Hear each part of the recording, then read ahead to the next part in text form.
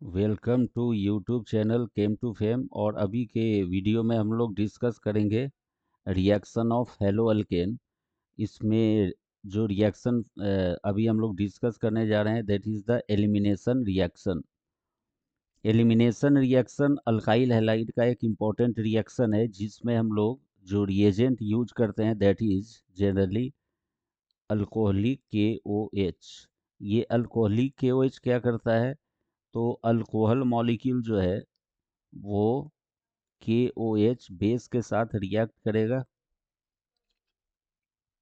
और यहाँ से ये H प्लस को एक्सेप्ट कर लेता है। H प्लस को एक्सेप्ट करने के बाद वाटर का फॉर्मेशन होगा और यहाँ पे जो बेस मिलता है that is RO minus and K plus. ये जो RO माइनस है ये बेस का काम करता है, इसको बोलते हैं हम लोग एल्कोक्साइड आयन।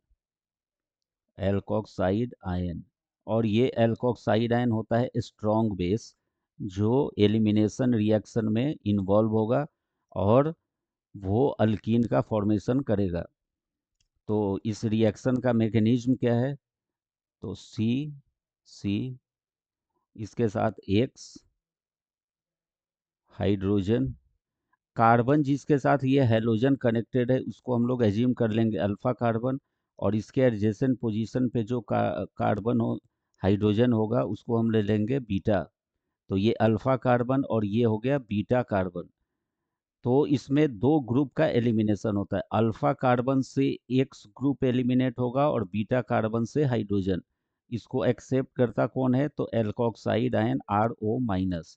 ये यहाँ से H प्लस को एक्सेप्ट कर लेगा, कार्बन कार्बन के बीच में डबल बॉन्ड और यहाँ से X माइनस का रिमूवल, मतलब X माइनस हो गया हमारा लिविंग ग्रुप। तो जो नेक्स्ट प्रोडक्ट मिलता है हमें वो हो गया C डबल बॉन्ड C। ये कार्बन के साथ दो ग्रुप और ये कार्बन के साथ भी दो ग्रुप। तो यहाँ पे हमें मिला अल्कीन। अल्कीन इस रिएक्शन का अगर हम रेट लॉ एक्सप्रेशन लिखे तो rate of reaction equals to rate constant K into concentration of substrate that is alkyl halide into concentration of base. अगर अल्काइल हैलाइड का और बेस का कंसंट्रेशन हाइयर हो तो रेट ऑफ रिएक्शन भी fast होगा। और ये रिएक्शन सिंगल स्टेप में होता है, सिंगल स्टेप, और यही इसका स्लो RDS है, slow and rate determining step. इस स्लो RDS में रिएक्टेंट साइड में दो स्पीसीज अपीयर हो रहा है, एक सबस्ट्रेट अल्काइल हैलाइड और दूसरा रिएजेंट RO माइनस। तो टोटल जो मॉलिक्यूल अपीयर हो रहा है स्लो RDS में रिएक्टेंट साइड में वो दो है, इसलिए इसका जो मॉलिक्यूलरिटी है वो हो जाता है दो। मॉलिक्यूलरिटी ये हो जाएगा 2, मतलब ये बाई मॉलिक्यूलर रिएक्शन हुआ। और अल्फा बीटा कार्बन से दो ग्रुप एलिमिनेट हुआ, इसलिए हम लोग बोलते हैं इसको एलिमिनेशन। और टू टू मतलब हो गया बाई मॉलिक्यूलर, तो ये हो गया हमारा कौन सा reaction, by molecular, by molecular elimination, by molecular elimination reaction. Next जो कंसेप्ट हम लोग इसमें ध्यान रखेंगे E2 रिएक्शन के लिए वो कौन सा है, तो यहाँ पे टेम्परेचर ज़्यादा से ज़्यादा यूज करेंगे, हाइयर टेम्परेचर। उसके बाद स्ट्रॉन्ग बेस का यूज किया जाता है। और इसमें जो हमें प्रोडक्ट मिलता है वो प्रोडक्ट अगर ज़्यादा स्टेबल हमें प्रोडक्ट देखना है तो उसमें हम लोग सेटजेव्स रूल अप्लाई करते हैं। सेटजेव्स रूल, सेटजेव्स रूल में क्या बोला गया है कि more substituted alkene, more substituted alkene is major product. More substituted alkene किससे बोलेंगे, तो more number of alpha hydrogen, more substituted alkene is more stable. ये हो जाएगा हमारा मेजर प्रोडक्ट। जो अल्कीन में नंबर ऑफ अल्फा हाइड्रोजन ज़्यादा हो, मतलब जिसमें हाइपर कंजुगेबल हाइड्रोजन एटम ज़्यादा हो, वो स्टेबल प्रोडक्ट होता है, मेजर प्रोडक्ट होता है अकॉर्डिंग टू सेटजेव्स रूल। तो ये सारे पॉइंट को हमें ध्यान में रखना है, किसके लिए, E2 रिएक्शन के लिए, जो इम्पोर्टेंट रिएक्शन है अल्काइल हैलाइड का। इसी कंसेप्ट पे बेस्ड हम लोग नेक्स्ट रिएक्शन डिस्कस करेंगे, जिसमें अल्काइल हैलाइड को बेस के साथ रिएक्ट कराया जा रहा है। तो कार्बन जिसके साथ ये हैलोजन अटैच्ड है, ये हो गया हमारा अल्फा कार्बन। इसके एडजेसेंट पोजीशन पे ये भी हो गया बीटा कार्बन, और ये भी हो गया हमारा बीटा कार्बन। तो यहाँ से अल्फा कार्बन से ब्रोमीन रिमूव होगा और बीटा कार्बन से हाइड्रोजन को रिमूव करना है। इसलिए इस रिएक्शन को हम लोग बोल सकते हैं E2 रिएक्शन, तो बोलेंगे ही, साथ में इसको बोला जाता है hydro dehydro halogenation. Halogenation, dehydro halogenation का मतलब क्या हुआ? Removal of HX molecule. Removal of HX molecule. X कहाँ से रिमूव होगा? अल्फा कार्बन से। अल्फा कार्बन से X को रिमूव करना है, मतलब हैलोजन को, और बीटा कार्बन से हाइड्रोजन को रिमूव करना है। तो HX मॉलिक्यूल का जो रिमूवल हुआ, इसलिए इसे बोला जाता है डीहाइड्रो हैलोजिनेशन। डी मतलब रिमूवल, किसका रिमूवल? तो हाइड्रोजन का और हैलोजन का। अब यहाँ पे हमें सेटजेव्स रूल को अप्लाई करके दो प्रोडक्ट निकालना है, एक प्रोडक्ट मेजर होगा और एक माइनर। अगर हम ये बीटा कार्बन से हाइड्रोजन को एक्सट्रैक्ट कराते हैं, यहाँ से अगर ये H प्लस निकला, तो ये दोनों कार्बन के बीच में बन जाएगा कौन सा? Double bond. और ये जो ग्रुप है Br माइनस, ये यहाँ से रिमूव होगा, और ये दोनों कार्बन के बीच में बनेगा डबल बॉन्ड, जो हमें ऐसा प्रोडक्ट मिल गया। अगर ये OH माइनस ग्रुप यहाँ से H प्लस को एक्सेप्ट करता है, तो ये डबल बॉन्ड का फॉर्मेशन करेगा यहाँ पे, और ये Br माइनस का रिमूवल, तब हमें ये प्रोडक्ट मिला। अब दो अल्कीन मॉलिक्यूल मिल रहा है, तो हमें देखना है कि क्या दोनों का जो परसेंटेज है वो सेम है, तो नहीं। तो यहाँ पे हम अप्लाई करेंगे सेटजेव्स रूल। सेटजेव्स रूल अप्लाई करके इसका स्ट्रक्चर लिखते हैं हम लोग, C डबल बॉन्ड C, और ये डबल बॉन्डेड कार्बन के साथ यहाँ पे एक ग्रुप है H, यहाँ पे है CH3। ये डबल बॉन्डेड कार्बन एटम के साथ यहाँ पे H, और एक ग्रुप हो जाएगा CH2CH3। CH2CH3। अब यहाँ पे हम लोग नंबर ऑफ अल्फा हाइड्रोजन को काउंट करेंगे। तो नंबर ऑफ अल्फा हाइड्रोजन यहाँ पे 3 है और यहाँ पे 2। मतलब अल्फा हाइड्रोजन को कैसे काउंट करना है? तो sp2 कार्बन है ये दोनों। sp2 कार्बन के एडजेसेंट पोजीशन पे जो sp3 कार्बन है, उस कार्बन के साथ जो हाइड्रोजन होता है, that is called as alpha hydrogen. sp2 carbon, ये sp3 कार्बन के साथ 3 हाइड्रोजन, तो ये हो गया अल्फा हाइड्रोजन। जो हाइड्रोजन डायरेक्टली अटैच्ड हो sp2 कार्बन के साथ, वो अल्फा हाइड्रोजन नहीं होता है, इसलिए इसको हम काउंट नहीं करेंगे। ये हाइड्रोजन भी sp2 कार्बन के साथ डायरेक्टली अटैच है, इसलिए ये अल्फा हाइड्रोजन नहीं हुआ, इसको हम अल्फा हाइड्रोजन काउंट नहीं करेंगे। तो इस मॉलिक्यूल में total number of alpha hydrogen कितना हो गया? 2 + 3 5। फिर ये अल्कीन का स्ट्रक्चर लिखेंगे हम लोग, C डबल बॉन्ड C।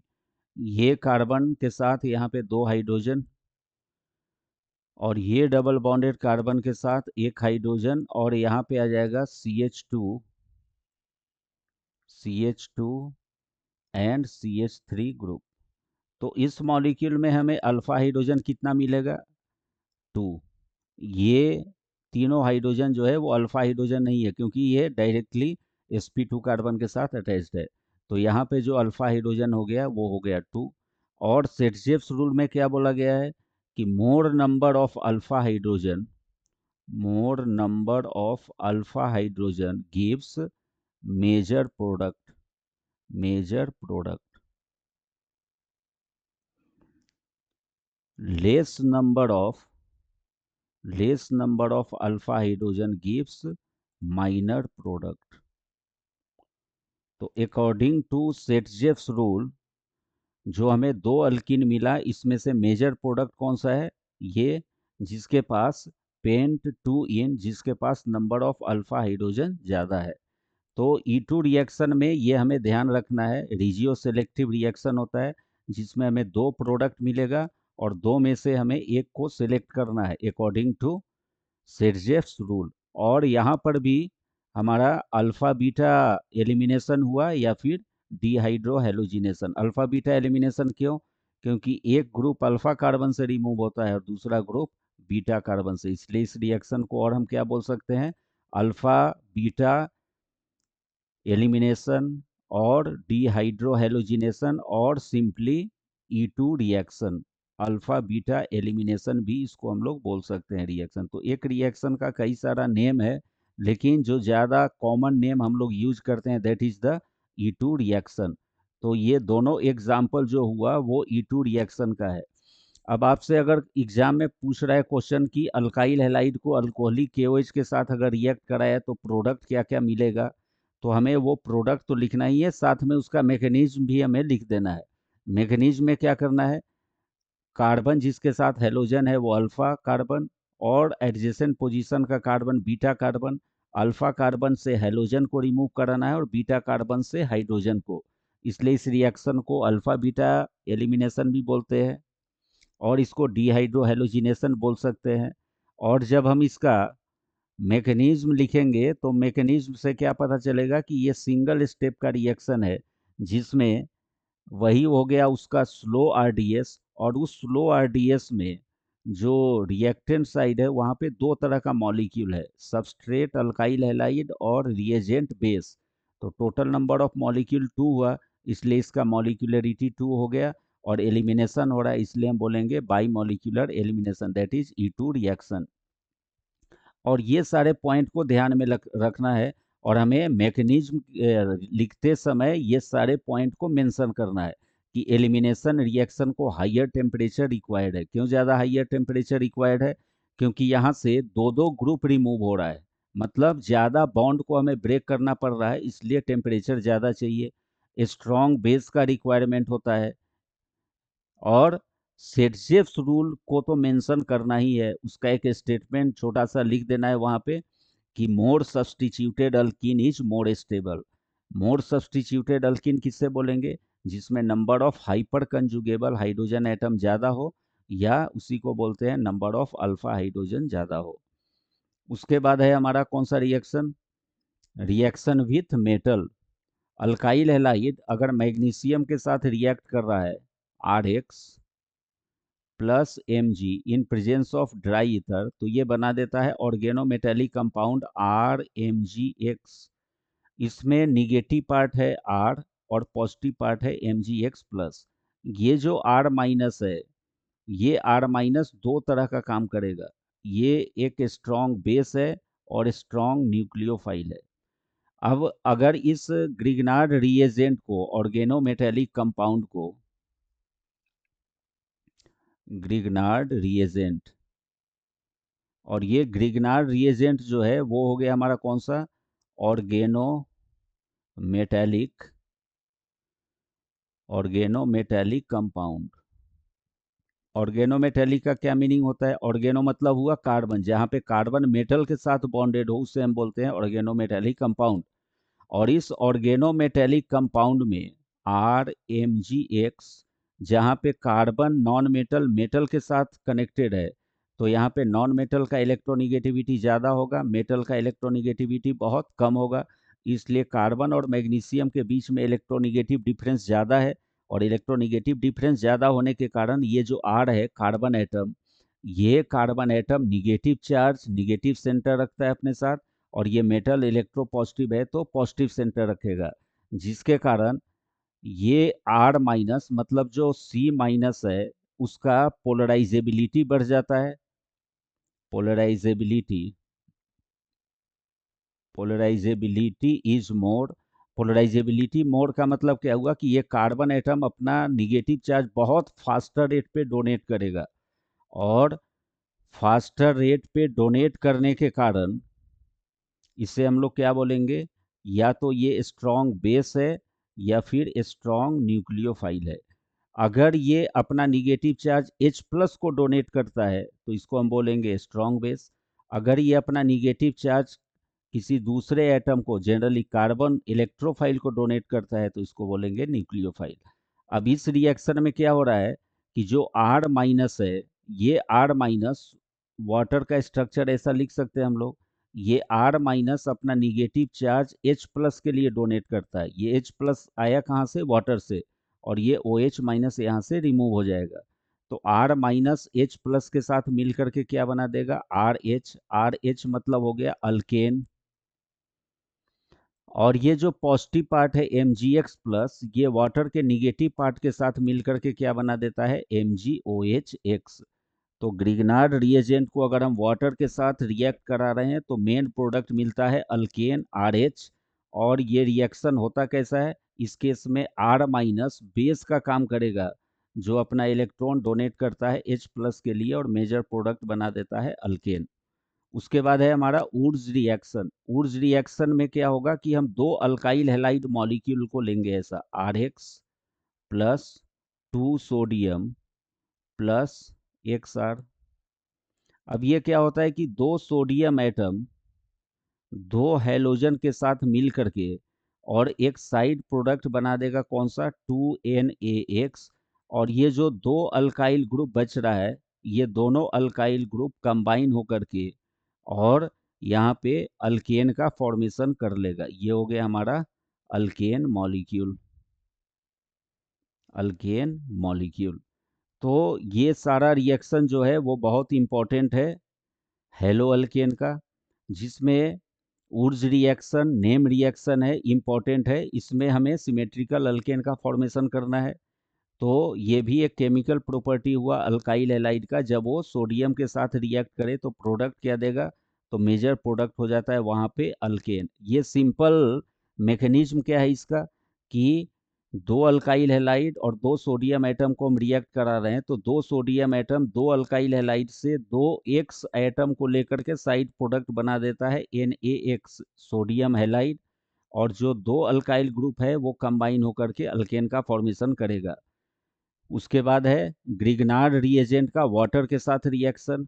तो ये वाटर के साथ मिल करके अल्केन का फॉर्मेशन करता है। और रिएक्शन विथ मेटल। मेटल का मतलब हुआ कि अल्काइल हैलाइड को हमें मैग्नीशियम के साथ रिएक्ट कराना है ड्राई ईथर के प्रेजेंस में, तो वो दे देगा Grignard reagent RMgX organometallic compound, where R minus will act as strong base as well as strong nucleophile. और नेक्स्ट रिएक्शन जो हम लोग दो डिस्कस किए दो एग्जाम्पल के साथ, that is the E2 reaction, elimination reaction. तो ये एलिमिनेशन रिएक्शन बहुत इंपॉर्टेंट है, जिसका मैकेनिज्म हम यहाँ पे स्टेप वाइज लिख दिए। इसमें मेन पॉइंट ध्यान में क्या रखना है कि this E2 reaction is called as dehydrohalogenation reaction और अल्फा बीटा एलिमिनेशन, जहाँ पे एक ग्रुप अल्फा कार्बन से रिमूव होगा, दूसरा ग्रुप बीटा कार्बन से। रेट लॉ एक्सप्रेशन है जिसमें rate of reaction alkyl halide और बेस के कंसंट्रेशन पे डिपेंड करता है। सिंगल स्टेप रिएक्शन है, उसे ही हम लोग स्लो RDS बोलते हैं। स्लो RDS में number of chemical species reactant side में दो है, इसलिए इसका मॉलिक्यूलरिटी 2 हो गया। इसलिए इसे हम बोलते हैं बाई मॉलिक्यूलर एलिमिनेशन। इस रिएक्शन को हाइयर टेम्परेचर रिक्वायर्ड होता है, क्योंकि यहाँ पे ज़्यादा दो बॉन्ड का डिसोसिएशन हो रहा है, इसलिए बॉन्ड डिसोसिएशन में ज़्यादा टेम्परेचर लगेगा। ये हो गया हमारा स्ट्रॉन्ग बेस के प्रेजेंस में। E2 रिएक्शन को स्ट्रॉन्ग बेस चाहिए, क्योंकि यहाँ से जो H प्लस का रिमूवल है, अगर वो स्ट्रॉन्ग बेस नहीं है तो H प्लस को स्लो रेट पे एब्स्ट्रैक्ट करेगा। ये H प्लस का रिमूवल फास्टर हो, इसलिए हमें स्ट्रॉन्ग बेस का यूज करना है। और जो हमें मेजर प्रोडक्ट मिलेगा that will be in accordance with Saytzeff's rule. उसका स्टेटमेंट क्या है कि more substituted alkene is more stable और more substituted alkene is major product. More substituted alkene किससे बोलेंगे? जिसमें नंबर ऑफ अल्फा हाइड्रोजन ज़्यादा हो। इसी का एग्जाम्पल है यहाँ पे हमारा। और अगर हम E2 रिएक्शन की बात करें, तो अगर हमारे पास डिफरेंट अल्काइल हैलाइड मॉलिक्यूल हो, जैसे 1 डिग्री RX, 2 डिग्री RX और 3 डिग्री RX, तो इसमें E2 रिएक्शन का जो ऑर्डर होगा, रेट होगा, वो सबसे ज़्यादा किस में होगा? 3 डिग्री RX, उससे कम 2 डिग्री RX और सबसे कम 1 डिग्री RX। क्यों? क्योंकि 3 डिग्री RX से हमें मोर सब्सटीट्यूटेड अल्किन मिलता है। मोर सब्सटीट्यूटेड अल्कीन। इस मोर सब्सटीट्यूटेड अल्कीन में नंबर ऑफ अल्फा हाइड्रोजन ज़्यादा होगा। यहाँ से 1 डिग्री अल्काइल हैलाइड का रिएक्टिविटी E2 रिएक्शन में कम होता है, 2 डिग्री और 3 डिग्री से कम। क्यों? क्योंकि यहाँ पे लेस सब्स्टिट्यूटेड अल्किन मिलेगा। और लेस सब्स्टिट्यूटेड अल्किन का मतलब क्या हुआ कि यहाँ पे नंबर ऑफ अल्फा हाइड्रोजन कम होगा। तो ये सारे पॉइंट को हमें ध्यान में रखना है। और एनसीईआरटी के अकॉर्डिंग हम सारे रिएक्शन को मैकेनिज्म के थ्रू डिस्कस कर रहे हैं। अगर आपको कोई प्रॉब्लम है तो कमेंट बॉक्स में आप पूछ सकते हैं। नेक्स्ट वीडियो में हम लोग एराइल हैलाइड का केमिकल रिएक्शन या केमिकल प्रॉपर्टी डिस्कस करेंगे। Thank you.